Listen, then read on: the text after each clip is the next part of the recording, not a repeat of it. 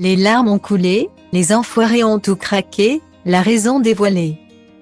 Après 2 années au ralenti suite à la pandémie de coronavirus, les enfoirés sont bel et bien de retour. Enregistré au cours du week-end du 14 janvier dernier. L'édition 2023 est diffusée ce vendredi 3 mars 2023. Pour l'occasion, la chanteuse Anne Silla, présente lors de ses spectacles, s'est confiée lors d'une interview accordée à Pure Média. Comme encore émue, elle a notamment évoqué la surprise faite à Mimi Mati, marraine des Restos du Cœur depuis 2008.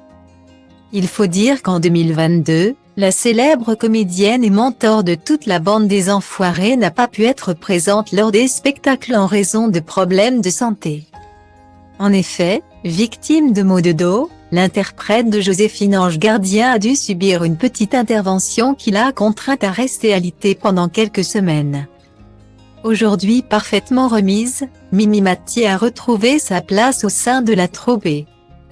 Pour fêter son retour, elle a eu droit à une superbe surprise. Alors qu'elle était sur scène pour chanter le titre « Je l'aime à mourir » de Francis Cabrel. Toute la troupe est venue la rejoindre avec des t-shirts floqués « I love Mimi ». Elle ne s'y attendait pas. C'était un bel hommage.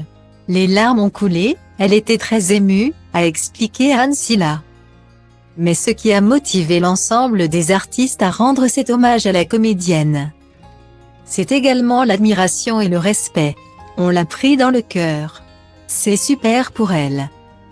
C'était important de marquer son retour. Mimi représente une page importante des Restos du Cœur.